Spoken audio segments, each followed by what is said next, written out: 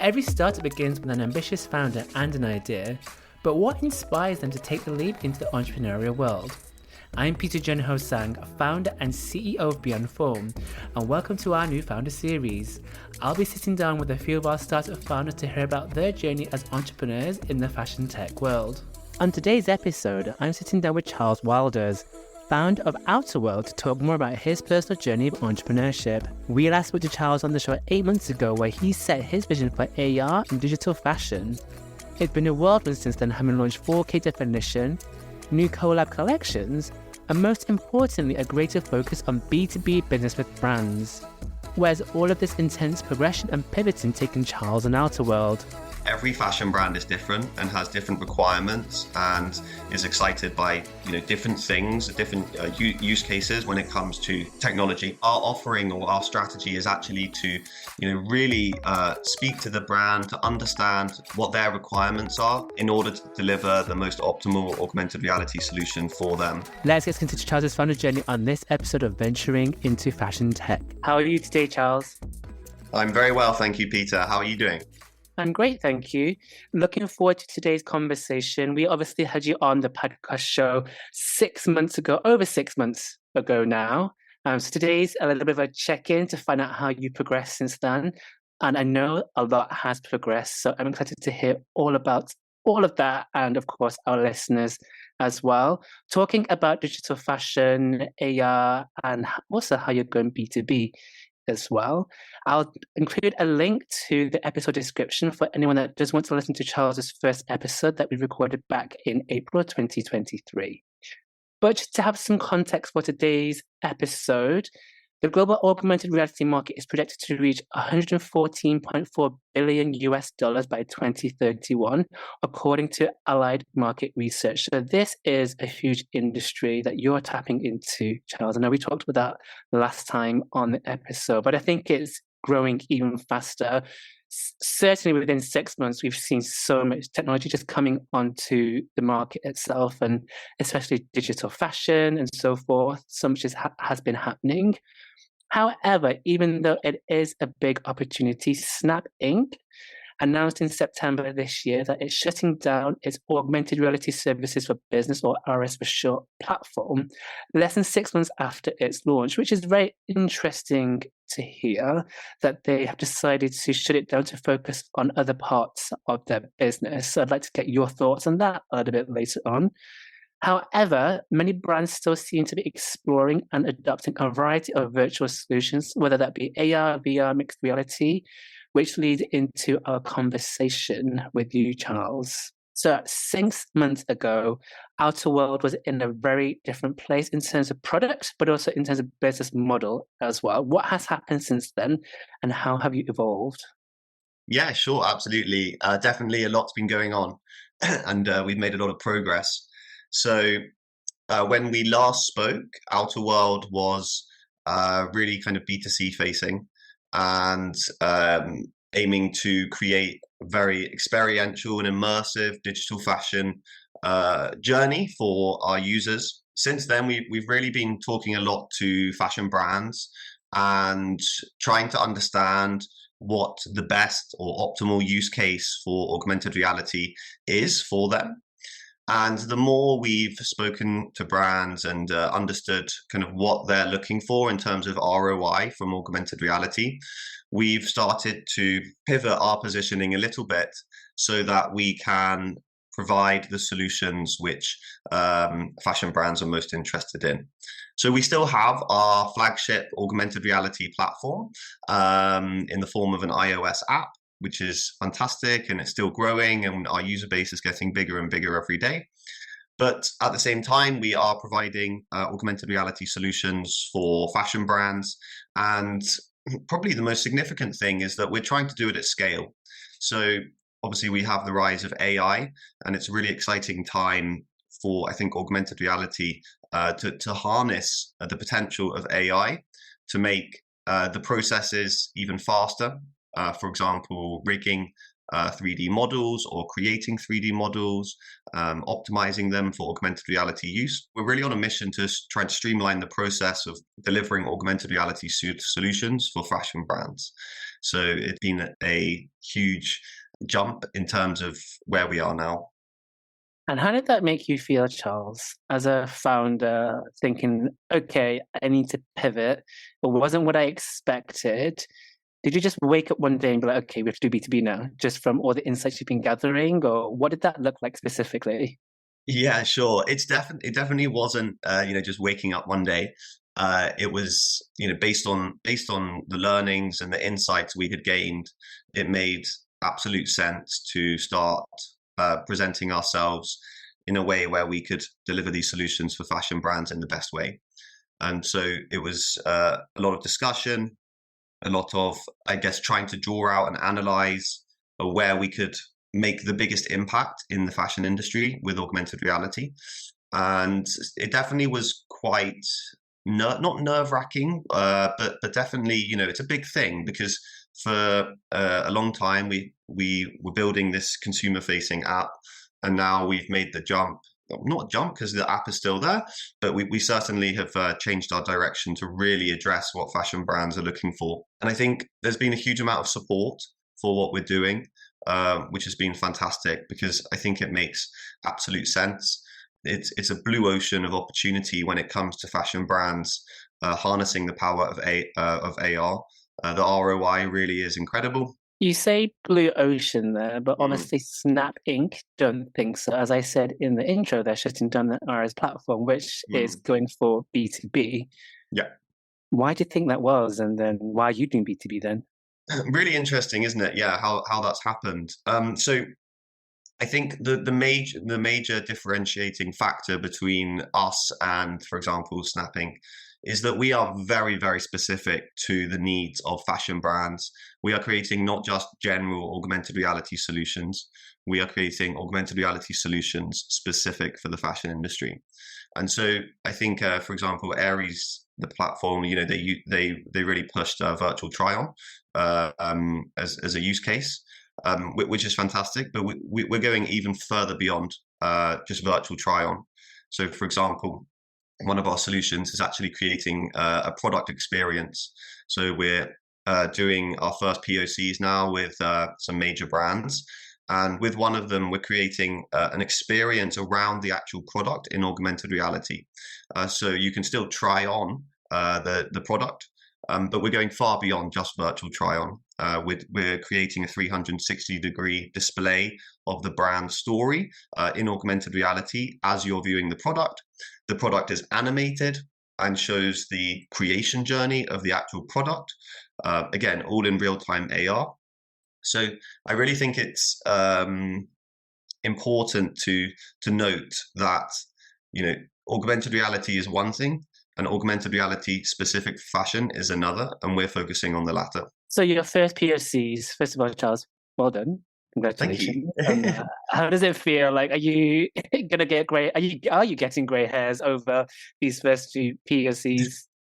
Yes, yeah. Maybe not grey hairs, but definitely there's been some sleepless nights, and it's been a tremendous challenge going through the process of taking something sort of before market, before you're actually speaking to brands, and now actually executing on what we've been talking about for so long.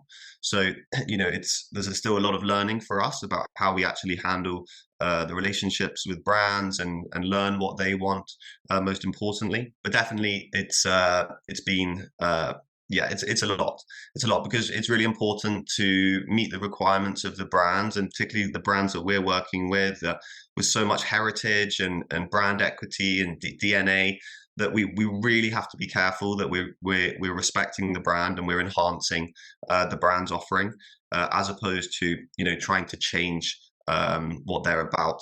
That's not what we're doing. We're just trying to push their story, their products as far as possible when it comes to AR and immersive experience. And obviously, for anyone that's ever worked with a big corporation before, knows that they can be a big pain in the bum. So I get you, Charles. Yeah. So you joined Startup Bootcamp Fashion Tech in September. Can you explain to our listeners what this is specifically and what your journey has been like so far on the accelerator?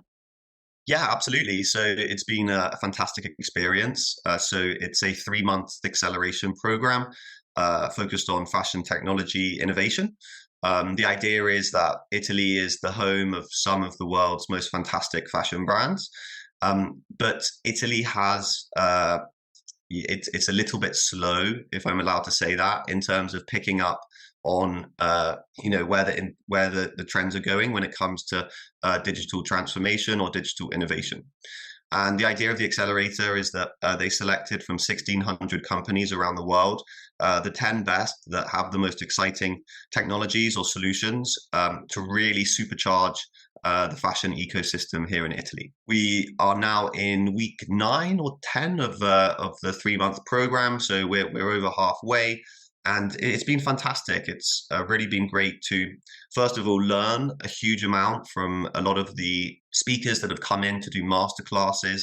There's a whole sort of education section of the accelerator where we've been doing online learning about, scaling a business, the business model iteration and canvassing, things like this. So that's been incredibly productive for us because it's actually really helped us define what our offerings are, what our pricing model is, all of these things that take a lot of time to really sort out.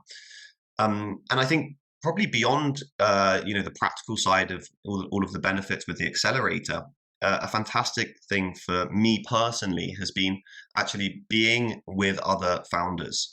It's really been very, very, very impactful for me to see other founders going about their daily lives, with their companies and seeing how they operate, and also learning from maybe slightly more experienced founders has been really great.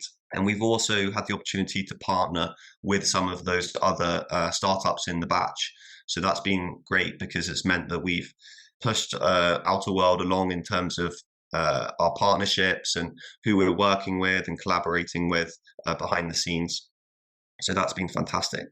And then we have the upcoming demo day, which kind of is the finish line of the acceleration program at the start of December. And we hope to begin our fundraising round. Yeah, so that's quite exciting. I think we also have to say that it's not just masterclasses, but you also got a nice chunk of money as well, which everybody always Yes. wants at the same time. For any listeners that are wanting to join SBC or similar accelerators, what tips do you have for them in being successful? I think probably the best tip would be only apply when you really feel you're ready, because of course you can apply, but it's so competitive that you really have to be in the right position to even get asked to interview or go through the rounds. So if you feel you're ready and your startup is at the position where it can be accelerated, then go for it. But I definitely realized that prior to getting accepted into this accelerator, I had made various applications, or whether it's talking to investors or VCs or accelerator programs, that you really, really have to be ready and have a lot of the foundations in place so that you can be potentially an attractive prospect for the program that you're applying to. And how did you know that you were ready, Charles? Was it again, did you wake up one day again and say, I'm ready? No, I think it's just the natural progression of a startup, and you start to, for example, our product is live, our technology is working, and that's the first major thing is is your product available, is it on the market, and then I think also with my team and my co-founder, we just felt it was a great fit because it's specific to fashion and fashion technology. It's not just like a general accelerator where they're picking innovative ideas but not necessarily on a particular vertical or sector. It's the accelerator we're part of is absolutely about fashion, innovating the fashion ecosystem here in Italy. And that's a huge opportunity for us because that's exactly what we're doing and our mission, to innovate fashion brands with augmented reality. Yeah, and I think obviously I've been following your journey since the start of OuttaWRLD, and I think Mm, had you had applied, when we first met, it just probably was a no-go because you didn't even have a product. And I think that is something that many founders underestimate when they're mhm. applying to accelerators. Although, yes, you'll potentially go through a program, they're also an investor as well. And Yep. specifically for Startup Bootcamp, they do have an LP, and that LP is looking to make returns eventually as well. Even if it is early stage investments, they have to be 100% sure that you're not going to just waste it. Yeah, absolutely. So our investor is CDP, which I still can't say properly in Italian. Cassi di Prestiti I can't Depositi, say either. I'm something. English, Yeah, right? it's some long Italian words. Um, but yeah, it's really significant to have this chunk of money to really supercharge our growth and our progress as well. But they are very serious about we had to set our OKRs. We had to state what we think we can achieve in the program. In a few days, I'll have a meeting with them. They want to know all about our progress and where we are at with our demo day sort of looming quite close now. So certainly there's a lot of pressure which comes with that. But I think that's all part of being a founder, is stepping up and taking on the challenge and making sure you drive results, basically. Yeah, and I always hear founders, oh, we want to find investors, we want to get somebody to help fund us. But ultimately, Mm, when you do that, you're using somebody else's money. You're taking somebody's asset yeah, in the hope that you're going to grow it. And I think many founders underestimate how much pressure and responsibility that does come with, even if it's like 10K, 20K, 30K. By the way, I'm not saying this is what Charles got for our listeners, but I'm saying regardless of the amount, it doesn't belong to you. And yeah, at one day, absolutely. they want it back, Yeah, essentially. yeah.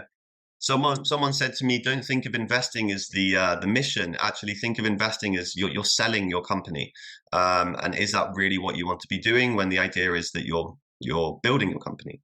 So I think only if you really are in a position where raising money can progress your development as a company, then it's applicable. But I think definitely for me personally, like my mindset is we only need to take however much we need, and that's really significant because actually we're already growing, we're growing quite fast, and that means that we can actually invest in ourselves.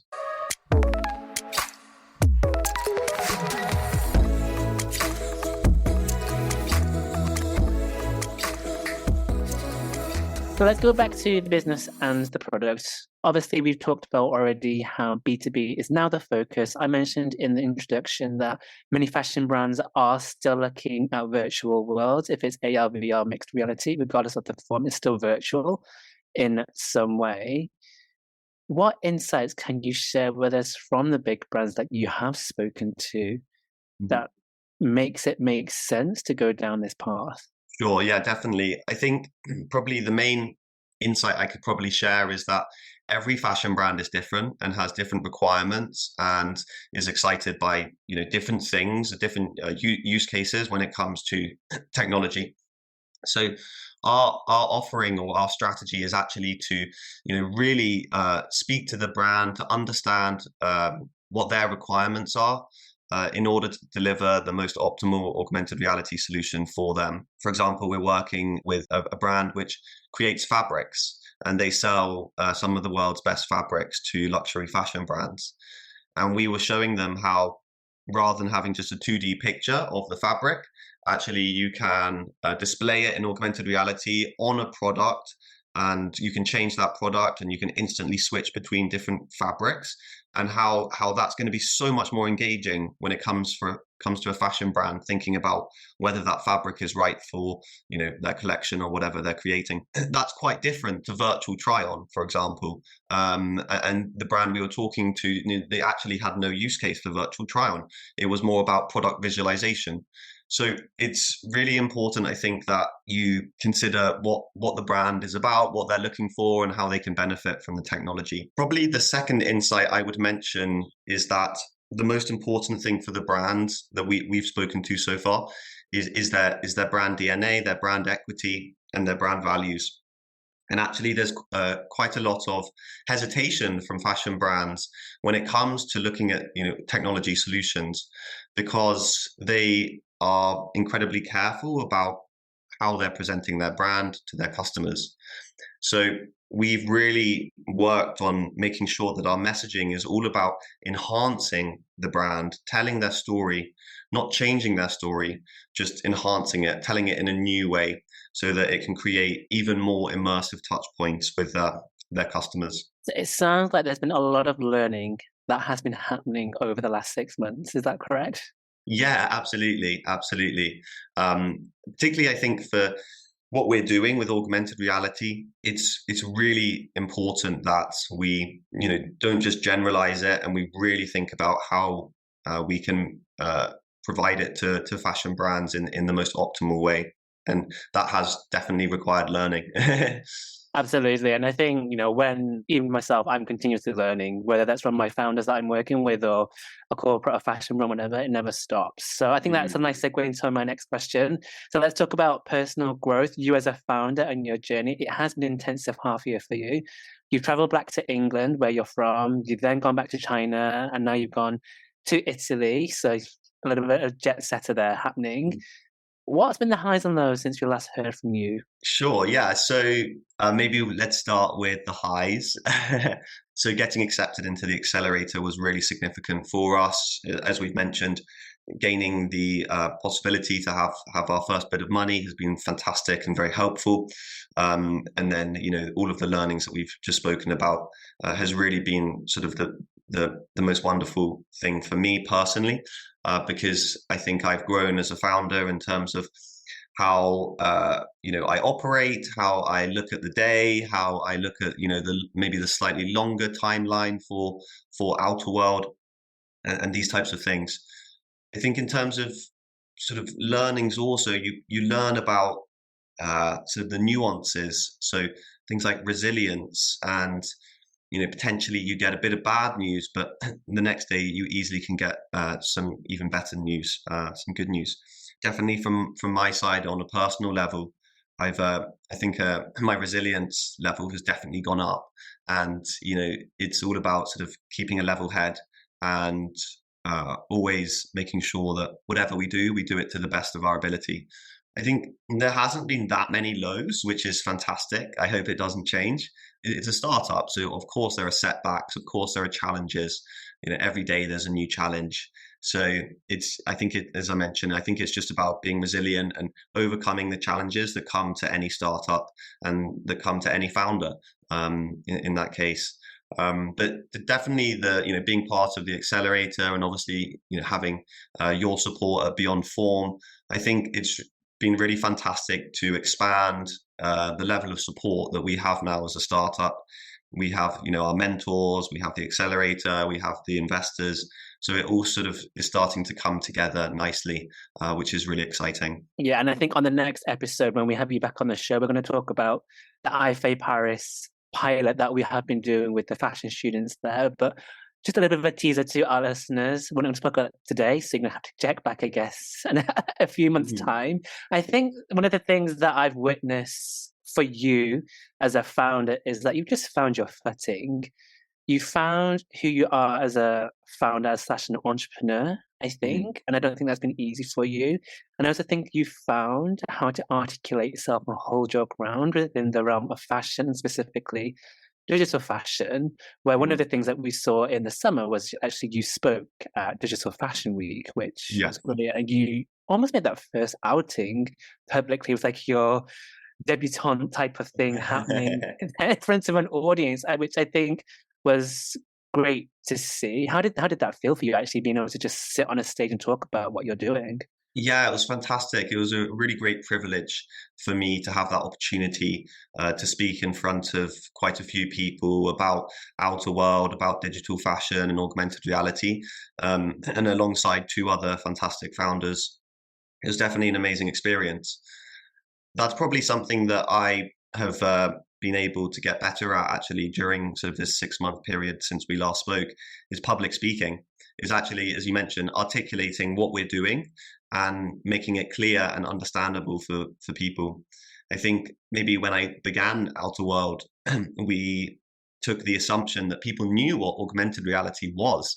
We thought that people would have a more insightful understanding of augmented reality and the potential for the fashion industry with it.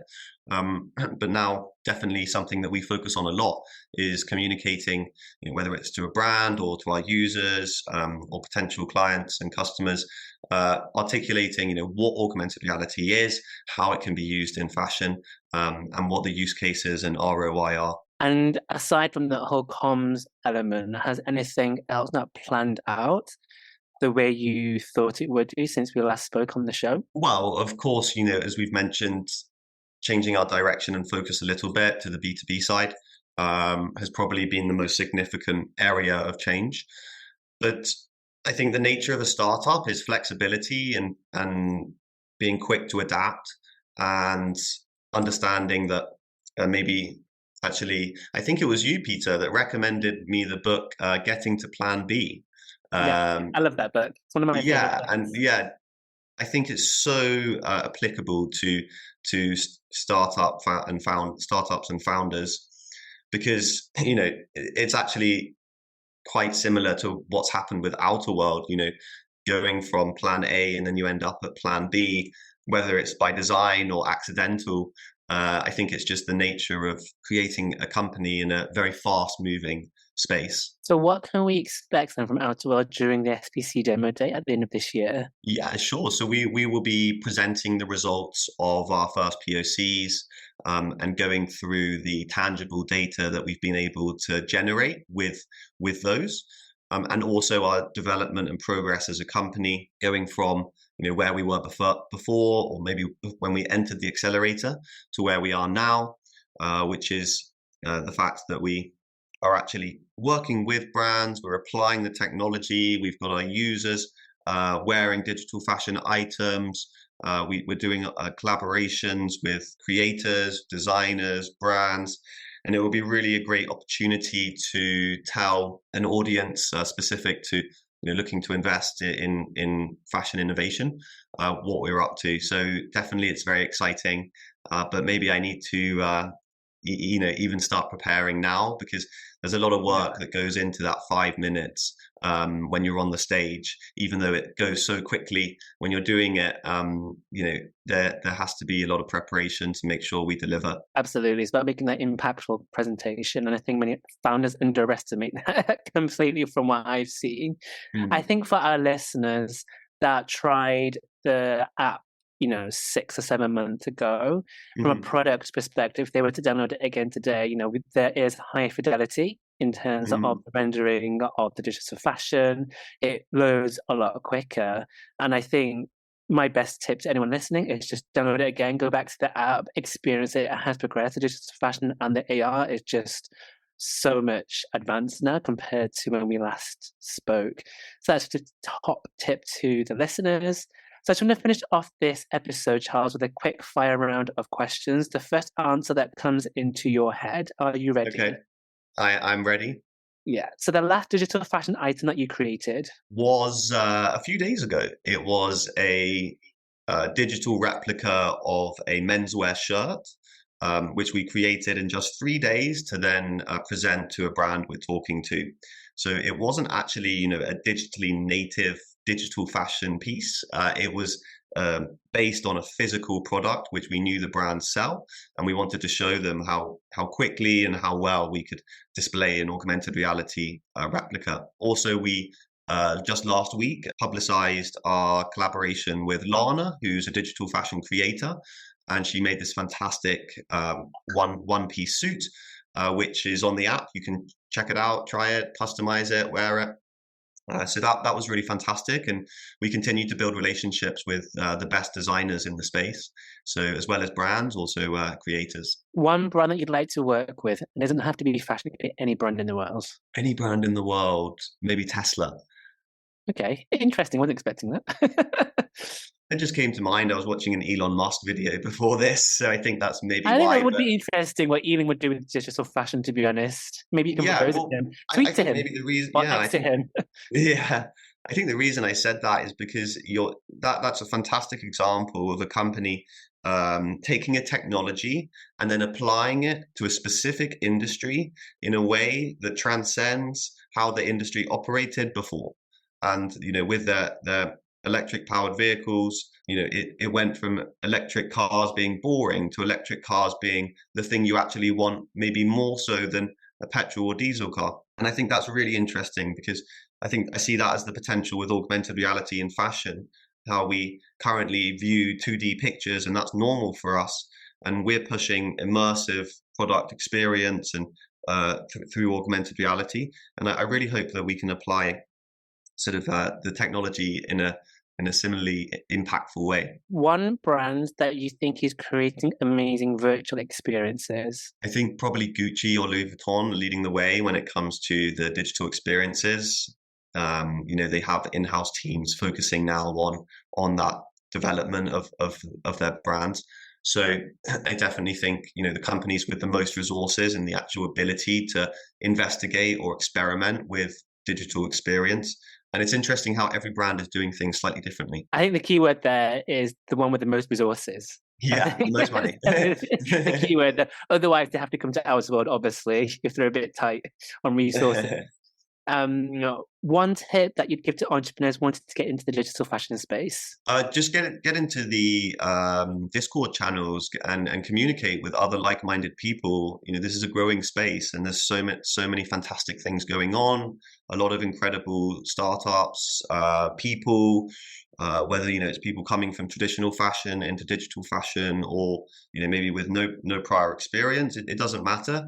As long as you have enthusiasm and passion, I think everyone's willing to help each other, support, and progress this space as much as possible. Thank you so much for your time, Charles. Thank you, Peter. It's been great talking to you. Thanks for listening. Don't forget to click follow to keep up to date with the latest episodes. And if you like this episode, please give us a review. If you want us to feature a specific theme or guest, please give us a message at beyondform.io. I will see you very soon.